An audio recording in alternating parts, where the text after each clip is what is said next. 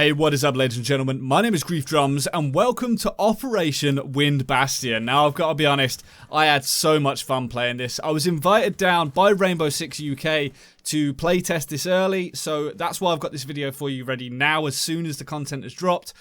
Wow, this season's going to be a lot of fun. I had a hell of a lot of fun playing this. I really did. And these new ops are insane. They're going to be so game-changing in a lot of scenarios. So what I'm going to be doing today is I'm going to be breaking down 5 things that you need to know about this new season before it drops. So first up today, we're going to be taking a look at KAID's Boss G shotgun on acid. I mean, this is one of his primary weapons. It is insane. The TCS G12. It is a shotgun that holds a stupid amount of ammo. I'm not even kidding. The magazine on this thing has 11 rounds in it. Not only that, you can fit it with an ACOG and this huge, ridiculous suppressor. It is so much fun to play with. It really is. Like I say, imagine the Boss G that Vigil and KAID have, and then just make it better. It is just mental. Obviously, you don't need to go running it with a suppressor, but the sheer fact that you can put an ACOG on this thing, I would not be surprised if it loses the ACOG in the near future, because you can put people down in, I think it was like 1 shot. I'm looking forward to doing some proper testing, but we were like 1 or 2 shotting people and they were out for the count. So I'm really interested to get my hands on this properly and do some serious testing with Core Ross and see what Rogue 9 has to churn out as well. The next thing we're going to look at today is NOMAD's gadget. Now this thing is a direct counter to Clash. It is insane.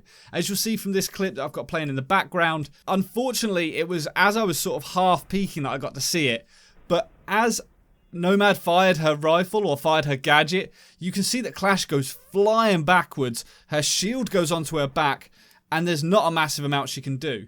Obviously this is super effective against any sort of roamer or anyone moving around, or you can just fire it directly at someone's face and use it like a Zofia concussion grenade, but it's going to put them into the animation where they go down on their ass and they can't do anything with their weapon until they get back up completely. You do need to be very careful when using this gadget, because we did find that if a defender is directly behind you, it actually it sets it off almost instantly, kind of like a Zofia concussion grenade, because it's within that proximity. If they're near you, you're just instantly knocked on your ass as well. It obviously happens to any teammates. Or you can put it over a bit more range and use it to create soft destruction by firing defenders through walls. I cannot wait to see some of the clips that come out of this. We genuinely had so much fun on Favelas just firing people out of walls for, 10-15 minutes or so. It was hilarious just watching this happen. So I cannot wait to see this happen in-game. And I very nearly pulled off a withstand with Zofia, nearly getting back to my feet, just due to this gadget delaying Caveira a tiny little bit. The third big change we're going to see this season is the Equip to All button. Now, I only saw this on a couple of different things, specifically seasonal weapon skins, as you'll see here. There is an Equip to All button. Now, I don't know what else this is going to be applicable to, but the sheer fact that you can equip these to every single weapon is amazing. You can do it in 1 click and it's done. I've been wanting this for seasons, so I'm really glad to see this added in. Fourth up today, we're going to take a look at the Artilla, which is KAID's gadget of choice. It is essentially a cross between an Ella mine and a bandit battery. It is really cool. As you will have seen there in the background, it does destroy anything that is on the wall, just like bandits batteries would do if you had a bulletproof camera, an ADS down, anything like that. But the other really cool thing about it is that anything it touches, it electrifies. You'll see this nice little circle here.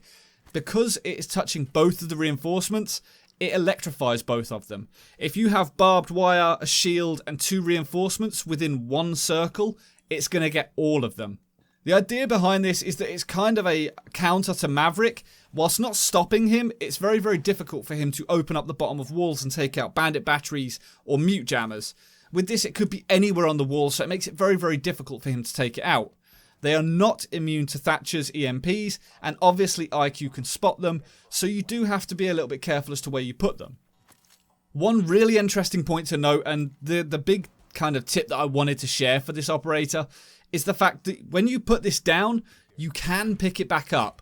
As you'll see from this clip here, Demo actually throws it down on the soft wall. He decides that he doesn't like it there. If that wall gets shot at, it's just going to be taken out. So he comes and picks it back up and then throws it on the wall to the net, like to my side.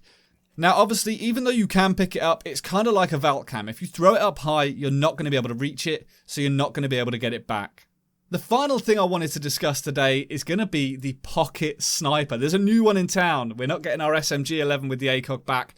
We've got the .44 mag semi-auto with a friggin' ACOG on it. I mean, this thing is mental. You can snipe people across the map with this. The recoil isn't too bad. The fire rate, although it says it's bad down at the bottom corner, it's not bad at all. It's as fast as you can tap the blinking trigger. Speaking completely frankly and honestly though, the options that this presents is phenomenal. Because you've got it on your secondary, you've got this scope attached to it, you can take close quarter sights like hollows or reflexes on your primary weapon, and it gives you these different options. So if you are at range, you can utilise the pistol and stand more of a chance. But either way, it's a hell of a lot of fun, and you know, I can imagine people running around the map with just this out for extended periods of time, just to try and get those hilarious clips. But at the same time, if you run out of ammo in your primary and you're in a bit of a tight situation, you still stand a really, really good chance of taking down those enemies because you've got such good visibility. Either way, I had a hell of a lot of fun playing this new season, and I cannot wait for it to come out properly. I want to test so much. I want to just mess around with the ops. And I honestly, right now, I want to main NOMAD. I cannot see her getting picked a massive amount in the Pro League, because the way they lock down maps, they know that rotations aren't really going to come, or they may leave someone there to cover that rotation. As far as solo queuing and stuff goes, it is going to be an absolute dream for people to take NOMAD, because she could realistically place 3 of these like gadgets out behind her to just cover any options. If you're pushing through from the haunted side of Theme Park, you can put them on every single door on that side, and no, you don't need to worry about behind you because you're going to hear it go off. It's a really cool concept, having an operator that you can utilise as someone to, you know, push into the site first and try and clear out those anchors from where they're hunkering down. You can utilise her to push mirrors away from her mirror so you can get the main wall open, or alternatively you can use them as traps. So this is going to be really, really effective. But for the most part, it's just going to be fun. Throwing people out of like 2nd floors and 3rd floors, or the potential for that to happen, is going to be priceless. I cannot wait for people to just suddenly be on the outside of the map, 2 floors down, thinking, what the hell has just happened? Where am I? And then have to try and navigate back into the room. Once again, thank you to Ubisoft and Rainbow Six UK for inviting me down to play this. It was a hell of a lot of fun. Anyway, hopefully you enjoyed this video. If you did, please consider hitting the thumbs up, and if you don't already, make sure to subscribe.